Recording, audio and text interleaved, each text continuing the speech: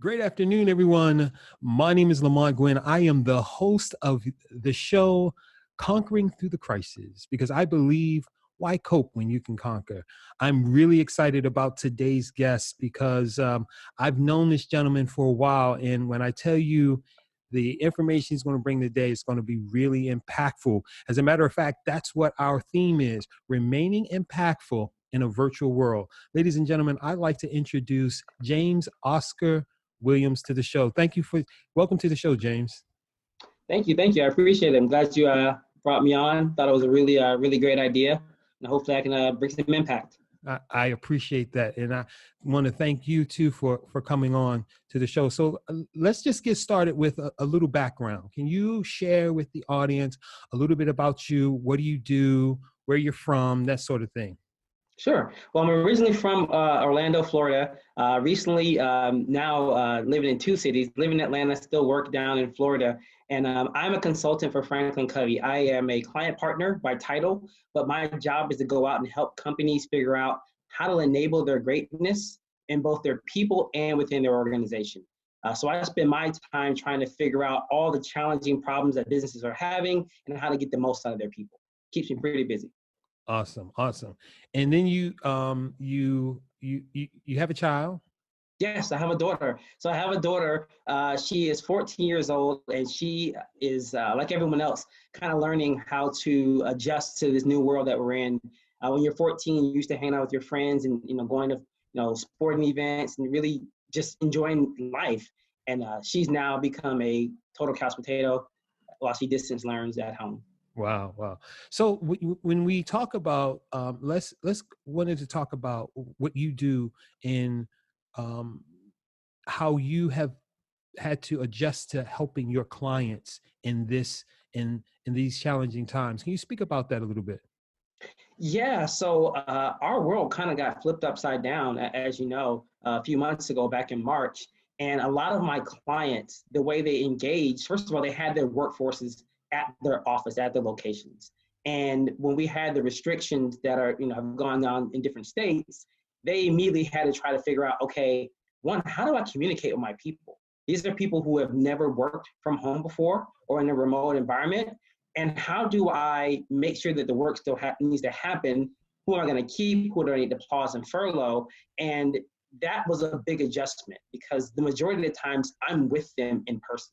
So we all kind of had to reconfigure our mindsets around, how we work together and how we can use technology to keep things going until the world kind of resumes to some type of normal, whatever the new normal looks like. And I remember you saying that you've had over the course of what's been going on, you've had over 15,000 or 1,500? Yes. So one of the ways that we help organizations really skill up is by having in-person, classroom style sessions on productivity, on leadership, to really help them build those muscles. Well, we've had to pivot and do that now in a virtual live online format. And we've now done that in the last 45 days, over 15,000 people have participated in a live online virtual event with FranklinCovey. So it's a true pivot because I'd say 90% of our business was in person, and we had to make that adjustment. It wasn't easy, but we've now found that people really enjoy and have adapted. That's one of the great things about humans is our behavior can adjust when we're faced with challenges. And now people are actually embracing the virtual online environment because there's some positives that come out of that as well. So can you talk a little bit about the conversations that you've had to have with your clients that's been much different than business as usual? Yeah, I actually just yesterday had a conversation with a client. They've been working with our firm for over 20 years, and they're now at a place where they realize what they need to give their employees to get through this and to manage is no longer just about the job. They're actually looking at the whole person. And am I taking care of the mental health of my people, as well as giving them the tools that they need, and not just PPE, but do they have the bandwidth that they need? Are we using technology in all the ways that are possible? And the client really had to pause and says, I think we really have some areas of opportunity here where we probably need to dig in and find some technology that allows us to amplify what we're doing. And through the end of that conversation, as we kind of came to the end, I realized we can touch more of our people now through technology than ever before. And we need to change our paradigm about how we look at how we communicate and skill up our people. And from a personal perspective, how have you personally had to adjust your mindset when it comes to dealing with your clients? Yeah, that's been interesting. I'm used to being with them in person and having meetings, and so the communication style has had to change. I've had to up and increase the frequency of communication, and get really, really tight with my questions. Because though we may meet more frequently, I found that people have gotten because there are so many now meetings that are live online, whether it's Zoom or Microsoft Teams, they are fatigued by the time of the meeting. So I have moved from, say, an hour meeting to a 40-minute meeting. I've moved from a conversation where I'm going to send you several questions that we can have them on your mind ahead of our meeting, so we can be very efficient with our time, because people are finding that they're actually working longer hours now than before. The commute is gone, so they're waking up, going downstairs in PJs and getting to work, and then they just find themselves working right on through the evening. So I try to do my part in trying to lessen that, the touch points, and just be much tighter with our communication. So now let's switch that and kind of talk about personally, how have had this with the coronavirus, COVID-19, how have you had to personally adjust, not just with your job, but just in general? Yeah, it's been an adjustment. One of the things that sticks out the most is me and my daughter have a very close relationship. I'm with her all the time, and because I am in the state of Georgia, and she's down in Orlando in Florida, I've had to kind of figure out how to parent from afar. We do a lot of work on FaceTime. We also have now tried to find ways to just be creative in the way that we work together. I'll give you an example. She thought she was off the hook with going to tutoring, because can't go to tutoring, Dad, because we can't go to the normal places, Starbucks and Panera Bread. So she's now doing tutoring via virtual tutoring. So she's doing FaceTime or Zoom for tutoring courses. In addition to that, I also had to kind of help her adjust to learning the environment. And they do distance learning in Orange County Public Schools. So for her, she had to kind of figure out what an adult schedule looks like. Like, oh, I have all this autonomy. I wake up in the morning and I have to turn the assignment in by midnight. So the first week, all of her assignments were turned at 11:50, 11:55. And we had to have a conversation like, okay, listen, though you have that much time, the quality of your work, if you're trying to squeeze it in at the last minute, it's going to be poor. So learning how to be a parent in a digital environment, being a parent from afar, has been interesting. I haven't had too many disciplinary issues because she can't go anywhere. But it has been very different in only being able to communicate with her via FaceTime. We started off by text, by the way, and I could feel her eyes were rolling when I was sending her messages. So Right, we right. quickly went to FaceTime. Okay, okay. And any other personal adjustments for you? Yeah, I've had to figure out this thing called work-life balance, and I guess it should be called work-life symmetry, because I traveled a lot. I have time on the plane to kind of decompress, and now I find myself, wanting and feeling bad when I'm out of routine, but the whole world is out of routine. So really, just being okay with saying, "Hey, I need some downtime. I need a break. I'm going to go for a walk, kind of reset my mental health and also reset my body." If you're sitting down for long periods of time now, when you're used to being active, that will actually affect your ability to be productive. So that's been a big shift for me.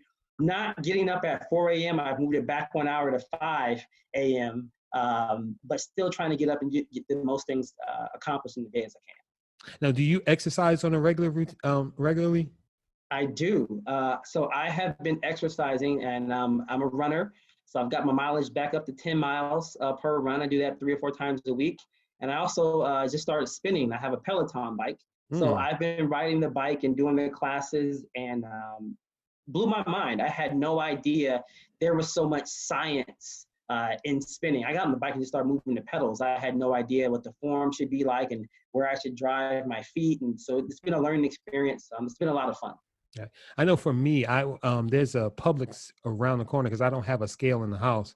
And I got on the scale the other day at Publix and it said that I had gained 12 pounds since the beginning of this. So I have a bike now. I have a route that I take today. I did 7.25 miles. My goal is to get Nice. up to 10, but every morning it's like, okay, I've got to do some sort of exercise in order to keep my body the way that I like it. And so yeah, it is a challenge. It is a challenge, but I think it's a good challenge. It's something that we should welcome and not think of it as a dread or something that's negative. So, Yeah, I've actually found that during this time, I've also gotten better as an athlete. I do now take a little bit better care of my body, so I take more time to stretch after an activity. mm, Um, I'm guilty of just kind of doing an exercise, jumping in the shower, going on to the next activity. Now I do take some time to kind of decompress and really try to take care of my body as I'm starting to feel it a little bit. I'm starting to get a little bit older.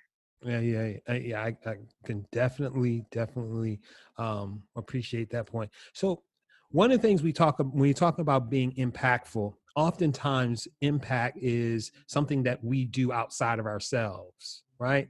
Like we impact other people. But in thinking about this theme, personal impact is important too. How we impact ourselves and our lives. Can you talk to some of the things outside of exercise, some of the things that you are doing so that you can impact James the way that James needs to be impacted? Yeah, so I found this a great time to catch up on some reading. I have a very long list of books, and for life reasons, life getting in the way, don't always get a chance to tackle those. I actually read a really good book of some friends of mine, and I had a kind of a book club, and I really try to invest that time into reading. I actually just try to knock out at least 20 pages a day. If I Hmm. can do 20 pages a day, I'm not a fast reader, but it usually takes me about 30 minutes or so to read. I found that I'm able to get through books a lot faster because the average book that I read is about 200 pages. So every 2 weeks or so, I can kind of get through a book, and that's been very refreshing. The It, other thing that I've done recently that I think has been really helpful for me is I do a daily devotional. I got a Bible app and I went in there and found a plan. And now I actually go in and just spend some moments in the morning each day with God, just kind of get recentered. And in the hustle and bustle of flying back and forth and moving, I wasn't doing that as much as I should. So I do have now that time to connect with a higher power and using that time to really grow myself spiritually as well as the physical things I'm doing. And the reading books obviously expands my mind and helps me grow. And also builds my diction, helps me get better with words and learn a few things. and do you have any titles, any book titles that you would recommend to the audience? Yes, I recently recommended a book called Atomic Habits by James Clear. Great book, really focuses on how do I get just a little bit better each day, which is really relevant from where we are. Because when you think about it, people say, okay, great, I'm going to take this time and I'm going to learn a new language. That's a lofty goal. However, how are you going to get to that? Are you going to do, again, my philosophy is 20 pages a day, but are you going to do a small incremental activity that helps you get there? That's probably the best process for achieving it. In the book, I don't want to spoil it, kind of gives you some tricks and tips that you can use that are principle based, but are very valuable.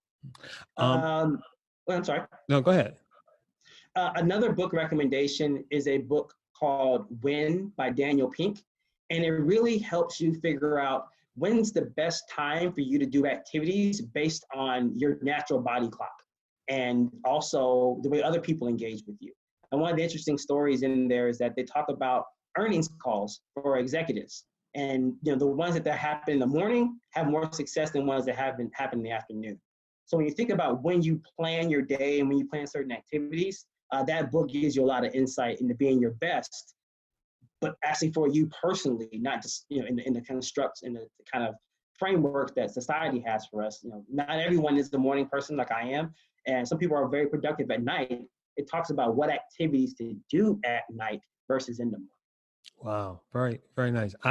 With Atomic Habits, I loved how he broke down the 1%, 1% of getting better, 1%, Yep. in how, the difference between goals. So you have a goal, but what are the steps that you're taking in between to meet that goal? I thought that was the way that he broke it down made so much sense, because oftentimes we look at the goal and that's where we want to get. That's where we want to get. But it's really the process between where we are in our goal that we need to fall in love with, because once we reach that goal, what's next? So it's not Yep. a thing about just being goal oriented. It's about being process oriented. What are the process? What are the little steps that you're taking to improve life? I love that book. So thank you for the recommendation, because I saw it and I went to Amazon, downloaded it, and I'm an audiobook guy. So I listened to the audiobook. So it's funny. I did that book in audio and in print.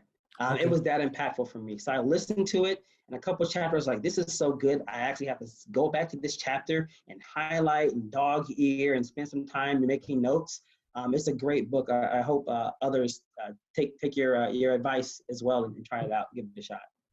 So back to Franklin Covey. One of the things that you mentioned was, in our conversation earlier, some of the resources that your company had was doing for their clients, or providing for their clients. Can you talk about that a little bit? Yeah, so one of the first things that happened, the big shift happened, back in March, was people now had children at home, and they were trying to find things that they could do with their kids that, outside of playing video games and watching television. And so Franklin Covey has been partnering with schools all throughout the country with the Leader in Me program. And that program is based on the 7 habits, and it helps young people identify how to take, personal accountability, have strong interpersonal skills, as well as being able to be very social and how to play well with others. And so we actually took some of the lessons from that and provided it to anyone who needed it. I actually created a newsletter to help get it out, so parents could actually have an activity, like having their children kind of understand what's a personal mission statement. What are your values? How can you actually make sure that you're living a value-based life from a young person? And you don't have to wait until you're, married or until you're in a serious relationship to think about values. Young people actually should really be thinking about that. That's where they should put their time, because it'll help them make good decisions in the future. The other place that we saw people really need a lot of help was just around managing their energy. So we had several podcasts where we brought on some experts and we shared that out to our clients and just the community overall, saying, hey, it's natural what you're feeling, the uncertainty, the anxiety, but here's some ways to manage it and deal with it, that's going to be productive and fruitful for you, so you don't find yourself, slipping further into a dark place. And we found that clients really appreciated that. We also try to give them something for their teams. Their leaders are now saying, hey, I'm used to walking around and seeing my people. How do I engage with them in this environment where I can't see them? Are they really working right now? What's the appropriate way to have a one-on-one meeting when someone is afar? So those are the type of things that we put out, for the community as well as our clients, to help them get through the current crisis. Great, great. And what in And actually, Lamont, I didn't mean to cut you off. You know what I'll do? I'll send you the link for some of these resources. That way you can share them with your audience as well. Oh, that'd be perfect. Thank you so much. So I usually close the show out. I mean, I first of all want to thank you for your time in sharing what Sure. you've been doing, because I think the personal stories, the individual things that people are doing, the companies that they're working for, the adjustments that people are making, that it's something that other folks can benefit from. And the information that you shared today was very valuable in helping folks to not just to remain impactful while we deal with this virtual world that we're living in. And I appreciate you coming on to the show. I have 5 questions that I want to ask you. Hold on for a Okay. second. So these are some questions that I'd like to close the show out with. It pretty much is a check-in, a self-check-in. So the first question, let me get to it, is how are you feeling? I'm feeling blessed, feeling very fortunate to be someone who is in good health right now. and in good spirits. So I'm feeling blessed. Awesome. What's not working for you? What's not working for me? Probably holding on to some old paradigms. I consider myself a forward thinker, but there's some things that I need to let go, and they're probably not coming back in the way that they were in the past. So uh, when I try to get rigid and hold on to some things that I did 2 months ago, I gotta let that stuff go. Okay. What's working?